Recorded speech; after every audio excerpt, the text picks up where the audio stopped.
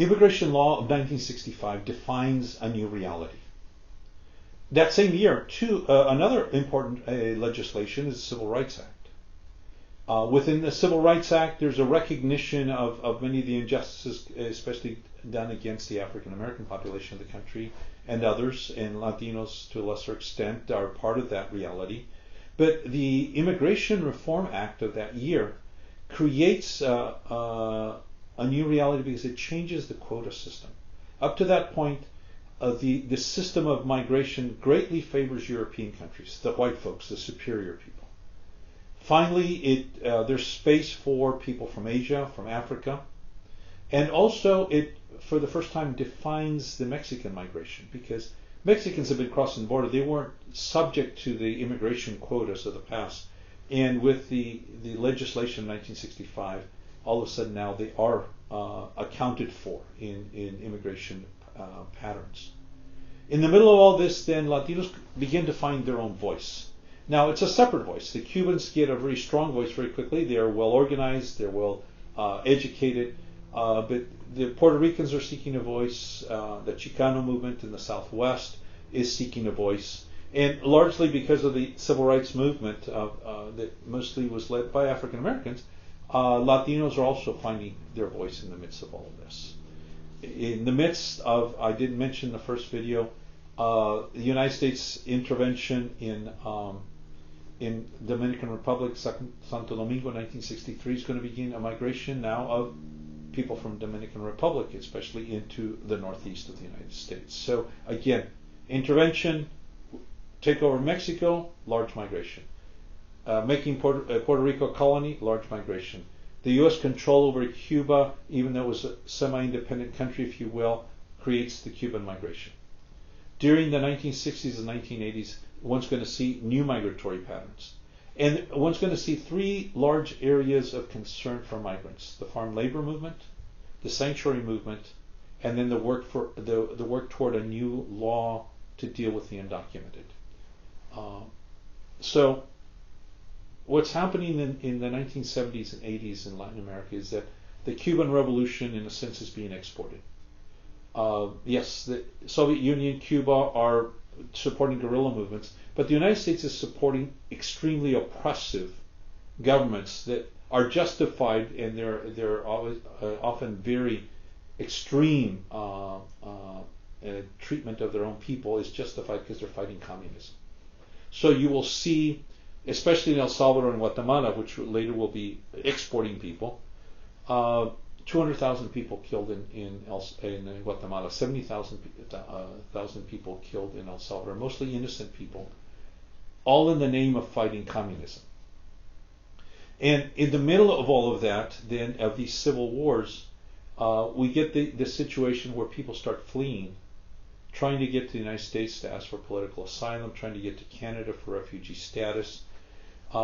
They try to get a visa, but because they're coming from governments supported by the United States, the Reagan administration refuses to grant them refugee status. Less than about 1% are being approved for refugee status, and even though they're in great danger. So in 1982, one sees in Tucson, Arizona, first of all, the beginning of the sanctuary movement, where churches and synagogues say, it is our task as Christians to support, to help those who are seeking sanctuary, those who are needing our protection. And so over 500 churches participated at different points, some opening their church so that people that were in danger of being deported would be protected, that immigration would not deport them from within churches. People were helped to get to Canada by an underground railroad, because Canada was accepting many political refugees from Central America. And so this is a way of helping the undocumented, especially the Salvadorians who are fleeing the violence. And a second, we've already mentioned, is churches helping migrant workers and movements. And so when Cesar Chavez starts the United Farm Workers, it has a strong religious commitment. And we know of Cesar Chavez's Catholic faith, but he also talks about the fact that he was strongly influenced by the Pentecostals and by the way of thinking about what it means to be a local church, and that he brought many of those ideas into his union organizing. And one will see then pastors from historic Protestant denominations and Catholic priests marching together on behalf of migrant farm workers and for their rights. But a third area is the undocumented in general. Because of the movement, especially of people from Mexico, Central America, some from other parts, there's many people that can't legalize their status, but they're here. And so then churches start being concerned about that.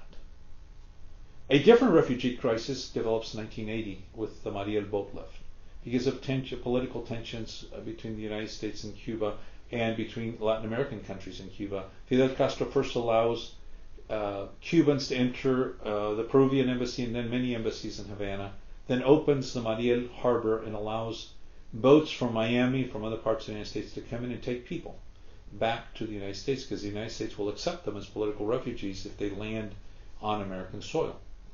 And so you find a situation where the Cuban government has a release valve, is letting all these people out, but it's also putting on those boats undesirables, people from prison, people from mental institutions, but also religious undesirables, especially Jehovah's Witnesses and Seventh-day Adventists.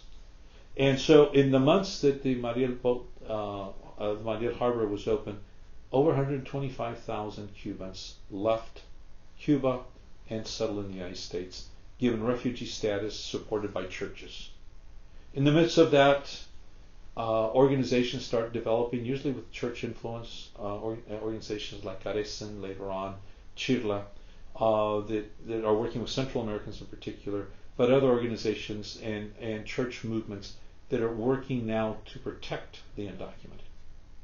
But interesting in the middle of all of this is that as the civil wars are happening in Mexico, as people are coming to the States, those who have the most rhetoric in favor of the poor are historic Protestant churches in Latin America, liberation theology.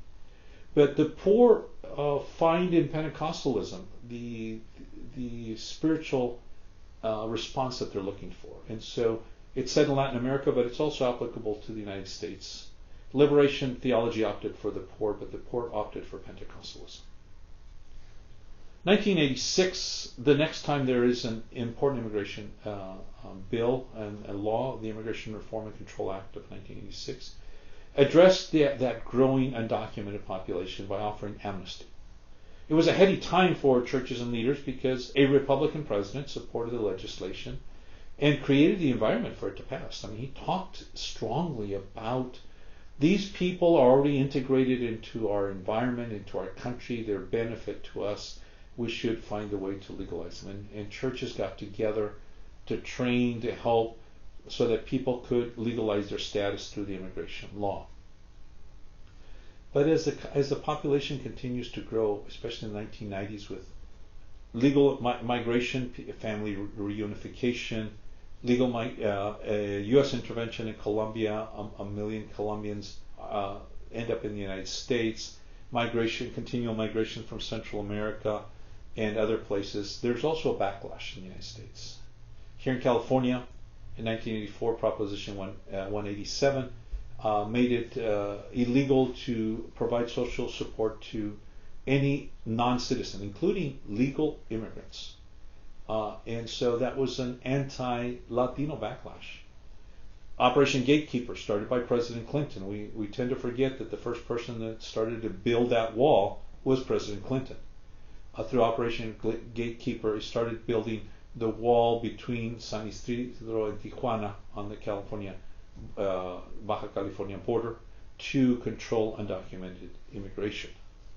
And so in the midst of all of this, organizations started developing, many here in Southern California, I already mentioned Carecen, Chirla, CLU, that are creating structures to support migrants and the undocumented in particular. But the attitudes as the Latino population grows continue to become more negative. That racial ethnic tension, of which we've already referred to, becomes more pronounced. And you're going to see in the early 2000s Yale professor Samuel Huntington writing the book, Who Are We?, where he says that the biggest threat to American unity is la Latino population. Why? because we won't assimilate fast enough. And what's the problem for him? We won't forget Spanish. We're learning English, but we refuse to forget Spanish. So we are defining ourselves as different. Year 2000, Vicente Fox, first opposition president, is elected in Mexico. George Bush is elected in that famous controversial election of 2000, president of the United States. And they hit it off beautifully. And as they meet together several times, one of the issues they're talking about is immigration, creating a law that will make it easier for Mexican workers to come to the United States, enter and return legally in order, and have a new kind of relationship. September 11th, 2001 changes all of that, because after that point, then the issue is about security and protecting the borders. Interestingly enough, the attackers of the Twin Towers all came to the United States legally, either on planes from Europe or through Canada, yet the first border that's closed is the border with Mexico. In that environment, more anti-immigrant environment, there's still attempts to try to legalize the status of people and have another law. It's been another 20 years to try to put that situation in order. But one of the things that comes out of all of this is H.R. 4437, which is a bill that passed the House of Representatives that would make it a felony to help the undocumented. And this is a perceived attack on pastors, on priests who are working with the undocumented. And for example, Cardinal Mahoney here, Catholic Cardinal Mahoney here in LA, said that he would instruct his priests not to obey that law. 2006, May 1, the day without an immigrant May Day march. Millions of people went out on the streets to march, of the undocumented themselves and immigrants. Here in LA, the massive march. And marches continued as there seemed to be hope that there might be a new immigration law.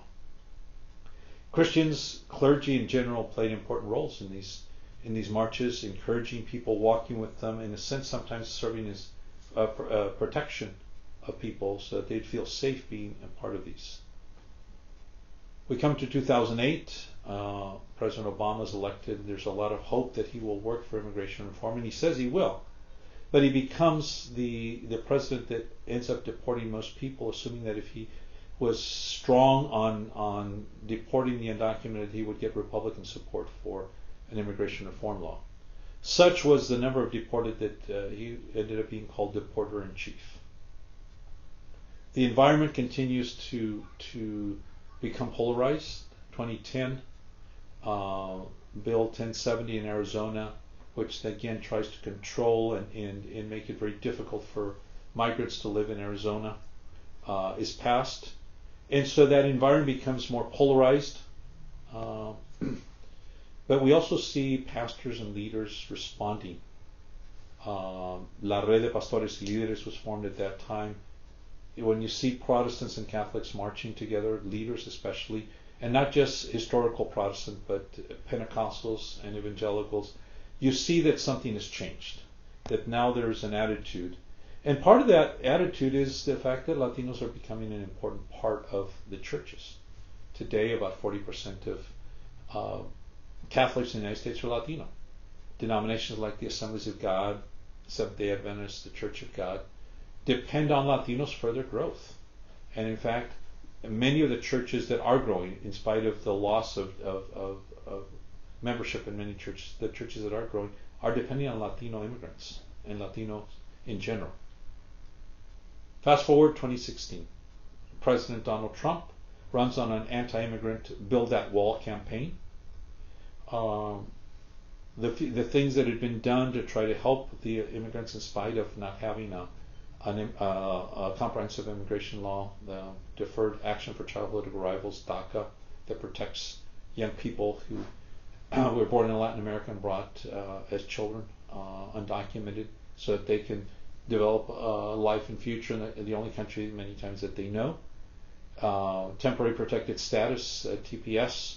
These kinds of these executive actions that have been taken to try to support and help the undocumented are all threatened as the Trump administration takes a very hard line against the immigrants, especially even those who try to enter asking refugee status at the U.S. border. And all of this, then we get the situation becoming worse, especially in El Salvador, Guatemala, Honduras, as many times gang members who are imprisoned in the United States serve their time, are deported to Central America, and the countries can't deal with the organization of these criminals, with their power, and they are creating havoc and extreme violence in these countries, and people continue coming north and are seeking political asylum. And in the midst of all of that, the crises that we have today, and the name of the certificate, how do we deal with this crisis where you have a new generation now? In fact, there's fewer Mexicans coming to the United States than are leaving back to Mexico, but it's Central Americans who are fleeing this violence, who are trying to find a way forward. And even as churches are working with them and walking with them, the government has taken many policies and developed many policies that many times break the law, but nonetheless is the way that they're working at enforcement of trying to discourage migration.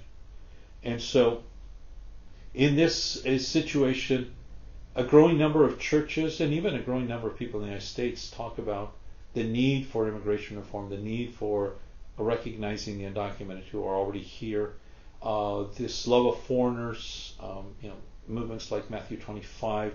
Yet, in the middle of all of this, we're in that tension. Where those who have been in power, the white population, see the demographic shift.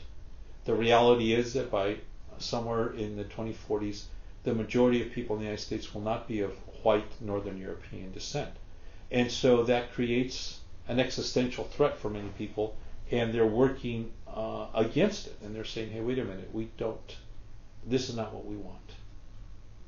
But because of the ways immigration laws have changed in the United States since the takeover of the Southwest from Mexico in 1848, the immigration system in the United States has tended to be a patchwork of laws, court injunctions, immigration courts, and the discretion of immigration officials in specific situations, all in the midst of a changing attitude toward migrants and refugees around the world.